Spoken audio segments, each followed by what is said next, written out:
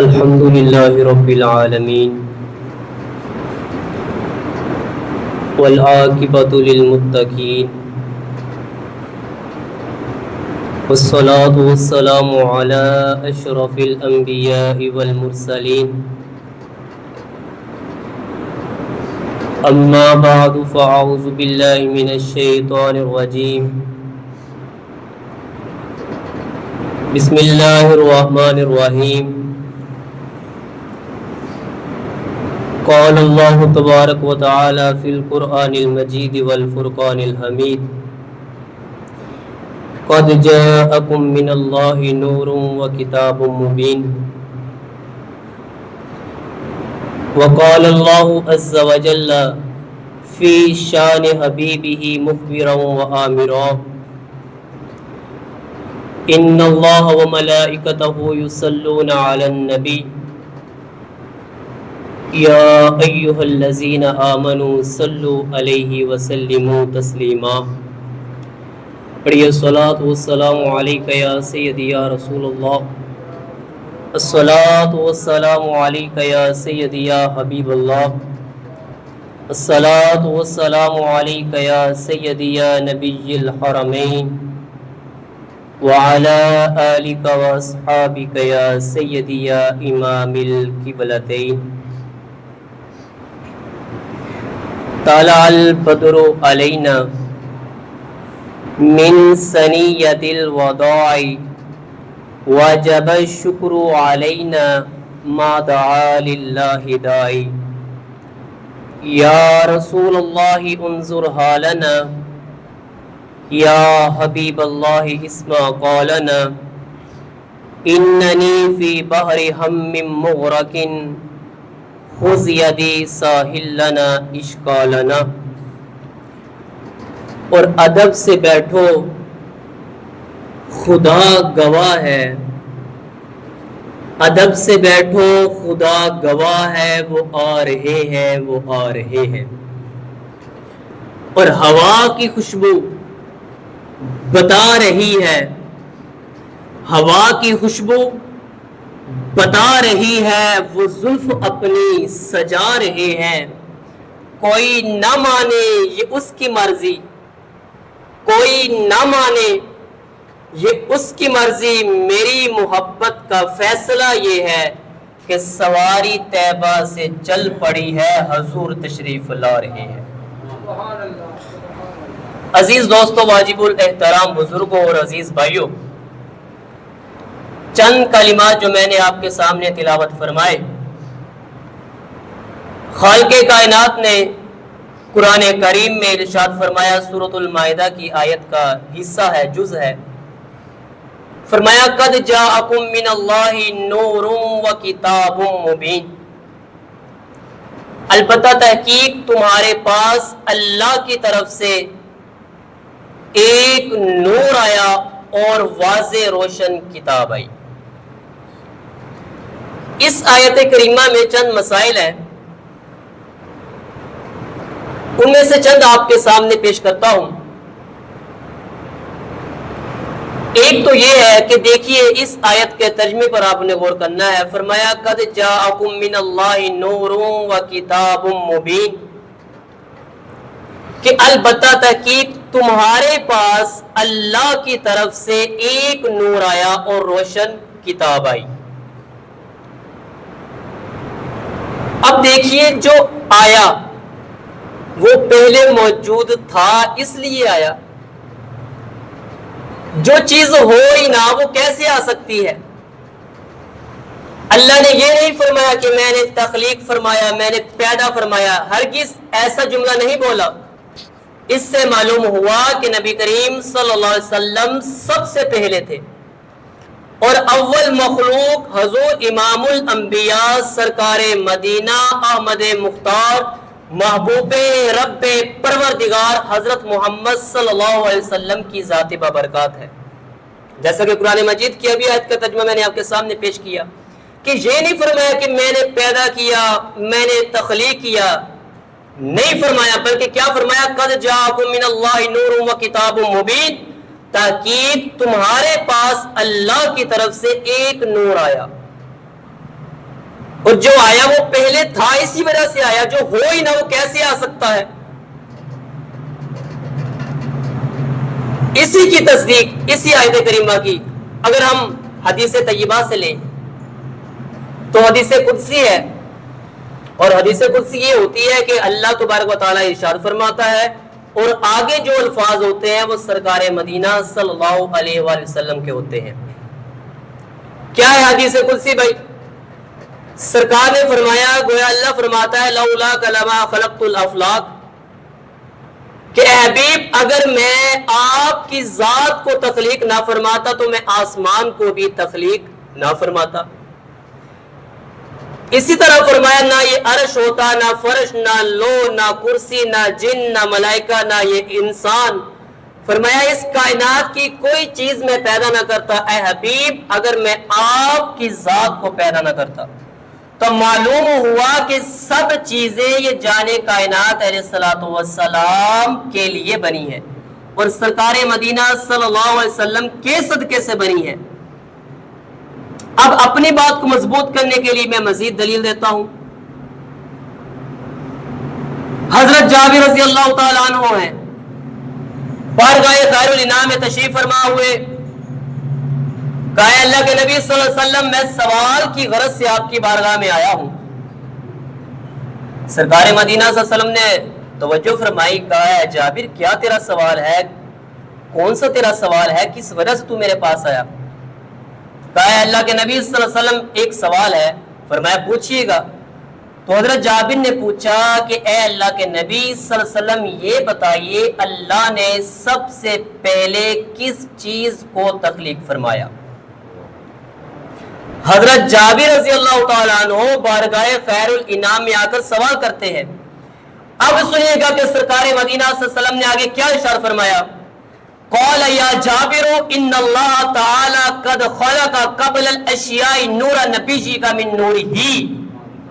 سرکار نے فرمایا جابر سن، بے شک اللہ نے تمام اشیاء سے پہلے، قد خلق قبل الاشیاء تمام اشیاء سے پہلے، نور نبی کا تیرے نبی کے نور کو پیدا فرمایا، اور آگے فرمایا من نور ہی اللہ نے اپنے نور سے مجھ محمد کے نور کو پیدا فرمایا۔ آپ صلی اللہ علیہ وسلم نے فرمایا تو جو چیز قرآن پاک سے ثابت ہو جائے، احادیث طیبہ سے ثابت ہو جائے تو اب اس پر بحث کرنا بنتا نہیں ہے۔ تو میرا آج کا موضوع بھی یہی ہے کہ اولیت مصطفیٰ پر قرآن و حدیث کی روشنی میں دلائل دینے کے سب سے پہلے اس کائنات سے بھی پہلے اللہ کے نبی صلی اللہ علیہ وسلم کا نور موجود تھا۔ آگے بڑھتے ہیں۔ یہ تھی سورۃ المائدہ اور اس کی آیت، اور اس کے بعد میں نے حدیث قدسی اور حضرت جابر رضی اللہ تعالیٰ عنہ کی حدیث پاک آپ کے سامنے رکھی۔ اب چلتے ہیں سورۃ الحدید کے اندر۔ خالق کائنات نے ارشاد فرمایا هو الاول والآخر والظاہر والباطن۔ حضرت شیخ عبدالحق محدث دہلوی وہ اسی آیت کی تفسیر کرتے ہوئے فرماتے ہیں کہ یہ جو سورۃ الحدید کی آیت کا حصہ ہے هو الاول والآخر والظاہر والباطن، آپ فرماتے ہیں شیخ عبدالحق محدث دہلوی، آپ کہتے ہیں کہ یہ حمد خدا بھی ہے اور نعت مصطفیٰ بھی ہے۔ هو الاول وہی اول ہے، هو الاخر وہی آخر ہے، والظاہر والباطن وہی ظاہر ہے وہی باطن ہے۔ شیخ محقق فرماتے ہیں کہ یہ جو والی آیت ہے یہ حمد خدا بھی ہے، نعت مصطفیٰ بھی ہے۔ اب دیکھیے یہ حمد خدا بھی اور نعت مصطفیٰ بھی یہ کس طرح ہے؟ دیکھیے سورۃ الحدید میں فرمایا گیا وہی اول ہے وہی آخر ہے، فرمایا اس سے مراد اللہ بھی اول ہے مصطفیٰ بھی اول ہے۔ کہا اللہ کا اول ہونا یہ ذاتی اور ازلی اعتبار سے ہے، اور مصطفیٰ کی جو اولیت ہے یہ خدا کی عطا کرتا ہے۔ آگے بڑھتے ہیں، فرمایا اللہ بھی آخر ہے مصطفیٰ بھی آخر ہے۔ کہا اللہ کا آخر ہونا اس معنی میں ہے ابدیت اور ہمیشگی کے معنی میں کہ اللہ ہمیشہ سے ہے اور ہمیشہ رہے گا، اور فرمایا مصطفیٰ آخر ہے، فرمایا یہ سلسلہ نبوت کے اعتبار سے ہے کہ سرکار خاتم النبیین آخری نبی ہے اور آپ کے بعد کوئی نبی نہیں آ سکتا۔ اسی طرح فرمایا اللہ ظاہر ہے مصطفیٰ بھی ظاہر ہے، فرمایا اللہ اپنی قدرت کے اعتبار سے، اس کے اثرات کے اعتبار سے ظاہر ہے، اور مصطفیٰ کی تعلیم عام ہے، رسالت عام ہے، آپ کی سنت نبویہ دنیا کے گوشے گوشے میں پھیلی ہوئی ہے۔ اور اسی طرح فرمایا کہ اللہ باطن ہے، مصطفیٰ بھی باطن ہے۔ کہا اللہ کی جو ذات ہے، اللہ کی جو حقیقت ہے، وہ مخلوق کے ادراک سے وراء الورا ہے۔ اور کہا کہ مصطفیٰ کا باطن ہونا یہ اس معنی میں ہے کہ حقیقت محمدیہ کی پوری حقیقت یہ ہماری عقلوں کے احاطے سے باہر ہے۔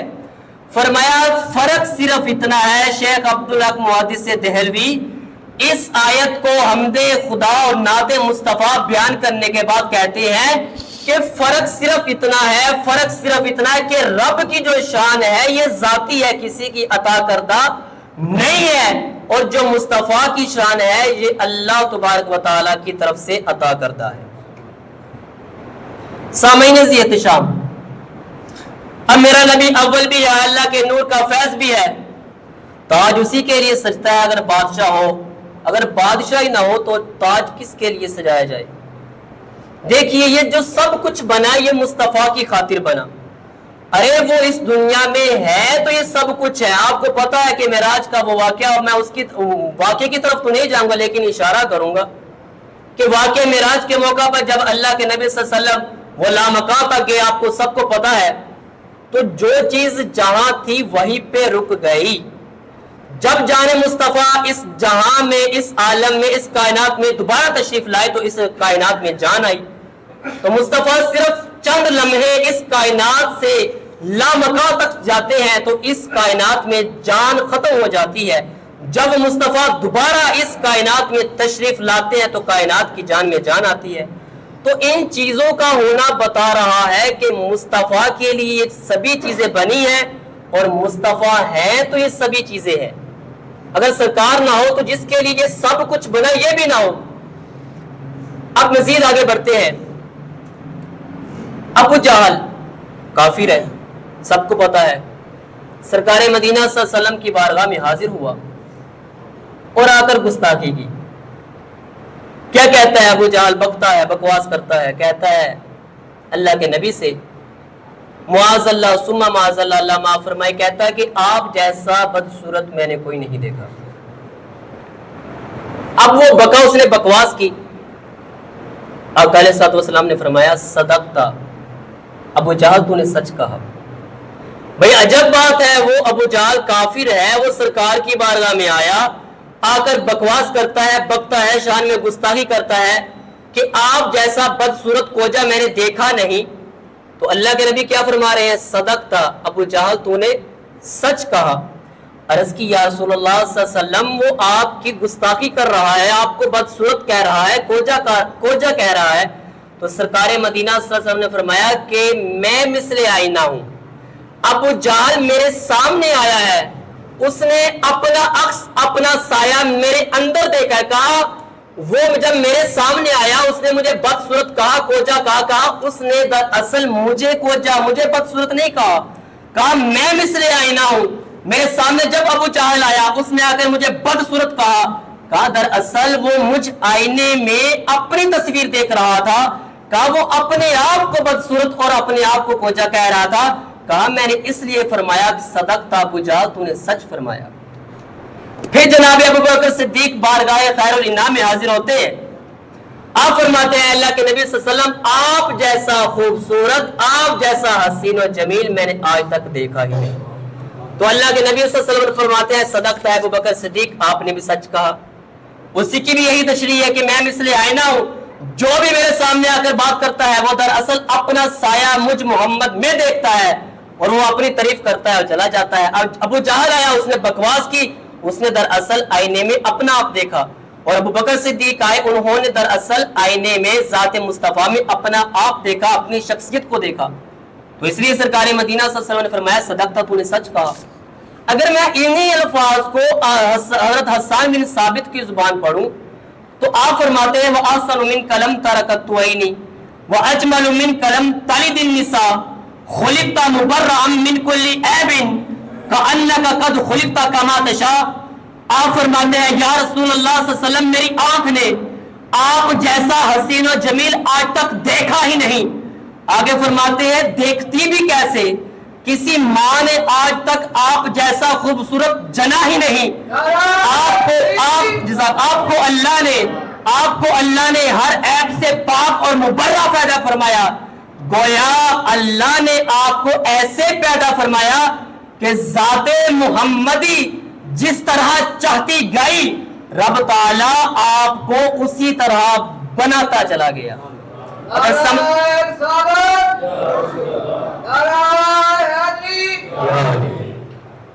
اگر ابھی بھی نہیں سمجھ آئی آپ کی جو سبحان اللہ ہے، اسے لگ رہا ہے کہ آپ کو میری باتیں سمجھ میں نہیں، چلو میں اس کو تھوڑا سا اور آسان کرنے کی کوشش کرتا ہوں۔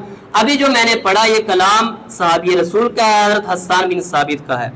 اگر ہم چلے جائیں تاجدار گولڈا پیر مہر علی شاہ کی بارگاہ میں تو آپ فرماتے ہیں مکھ چند بدر شاہ شانی ہے، متھ چمک دی لاٹ نورانی ہے، کالی زلف تے اکھ مستانی ہے، مخمور اکھی ہلمت مریاں۔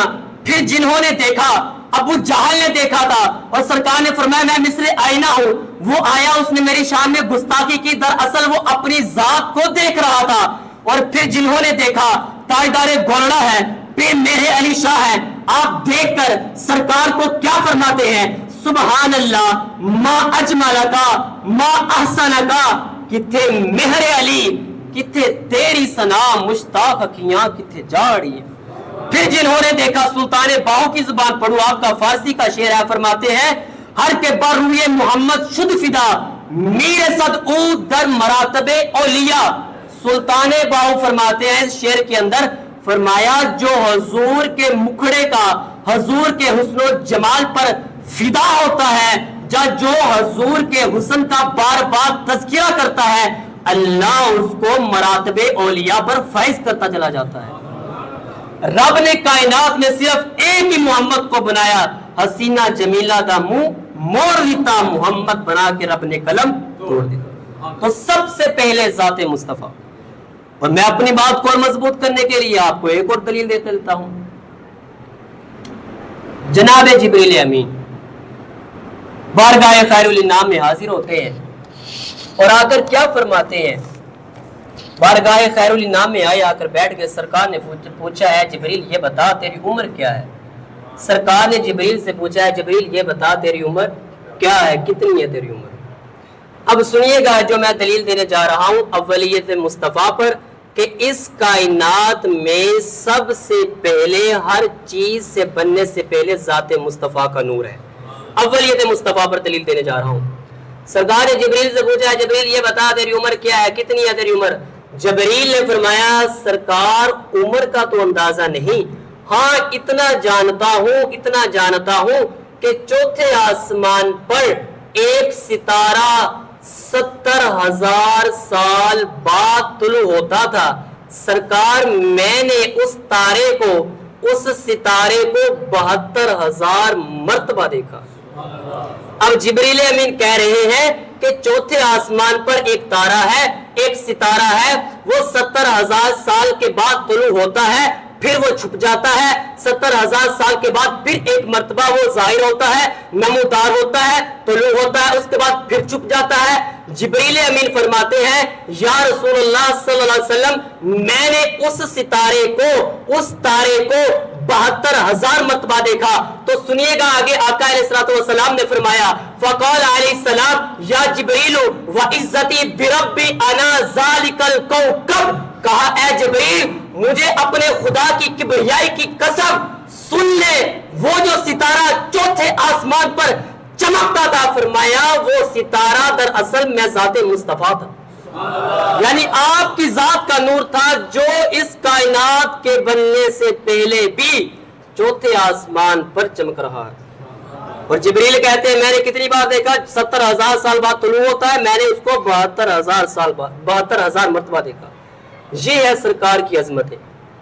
آگے چل بڑھتے ہیں، تھوڑا سا ٹائم ہے۔ دیکھیے دین ابراہیمی سے کام شروع ہوا اور دین مصطفیٰ پہ آ کے رک گیا۔ اب سوال یہ پیدا ہوتا ہے ہمارے سرکار سب سے اول ہے، ٹھیک ہے مان لیا، یہ سوال پیدا ہوتا ہے یہ بتائیں کہ سرکار کے بعد کوئی اور نبی کیوں نہیں آ سکتا؟ ذات مصطفیٰ کے بعد کوئی اور نبی کیوں نہیں آ سکتا؟ سنیے گا، یہ دین ابراہیمی چلا، حضرت ابراہیم کے پاس آیا، حضرت شیس کے پاس آیا، حضرت نوح کے پاس آیا، پھر ابراہیم، اسماعیل، یعقوب، یوسف، اسحاق سبھی کے پاس آتا گیا، چلتا گیا، لیکن یہ دین نامکمل تھا، کسی کے پاس آ کر مکمل نہیں ہوا۔ اس کی پہلی وجہ یہ ہے کہ سرکار کے بعد کوئی اور نبی کیوں نہیں آ سکتا؟ کیونکہ پہلے دین ہی مکمل نہیں تھا۔ جس نبی کے پاس بھی دین آیا، اگر آدم کے پاس آیا دین نامکمل، شیس کے پاس آیا دین نامکمل، ابراہیم، اسماعیل، یعقوب، یوسف، جن جن ہستیوں کے پاس بھی دین آتا گیا دین نامکمل، زمانہ گزرتا گیا، اللہ ایک کے بعد دوسرا نبی، دوسرے کے بعد تیسرا، تیسرے کے بعد چوتھا، یکے بعد دیگرے انبیاء کا سلسلہ چلتا رہا، آپ کو پتا ہے، لیکن وہ شجرہ پڑھنے کی ضرورت نہیں، نہ ہی ٹائم ہے۔ انبیاء آتے گئے، اللہ ان کو دین دیتا گیا، دین کا تاج ان کے سر پر سجاتا چلا گیا، لیکن جب دین ابراہیم حضرت آدم علیہ السلام کے پاس آیا تو دین رکا نہیں، دین آگے چلا گیا۔ جب شیس کے پاس آیا دین رکا نہیں، آگے چلا گیا۔ جب ابراہیم، اسماعیل، یعقوب، یوسف، اسحاق کے پاس دین آیا دین رکا نہیں، دین آگے چلا گیا۔ اور جب یہ دین ذات مصطفیٰ کے پاس آیا تو دین ذات مصطفیٰ کا بن کے رہ گیا۔ تو جب یہ دین اس نے والضحیٰ کے چہرے کو دیکھا، مازاغ بصر کی آنکھوں کو دیکھا اور کالی کملی والے نبی کو دیکھا تو یہ ذات مصطفیٰ کا بن کے رہ گیا، تو سرکار کے پاس یہ دین مکمل ہو گیا۔ تو اس سوال کا جواب یہی ہے کہ پہلے دین مکمل ہی نہیں تھا، سرکار کے پاس آ کر دین مکمل ہو گیا۔ اسی وجہ سے رب تعالیٰ نے چھٹے سپارے میں سورۃ المائدہ میں ارشاد فرمایا الیوم اکملت لکم دینکم، کہ ابھی میں نے اس دین کو آپ کی ذات کے اوپر مکمل کر دیا۔ سامعین ذی احتشام، میرا جو آج کا موضوع تھا وہ یہی تھا کہ سرکار مدینہ صلی اللہ علیہ وسلم کی ذات یہ تمام مخلوق سے پہلے ہے۔ اب اللہ کی بارگاہ میں دعا ہے کہ اللہ تبارک و تعالی ہمیں سرکار کی سیرت کو سمجھ کر اس کے مطابق زندگی گزارنے کی توفیق عطا فرمائے۔ وما علینا الا البلاغ المبین۔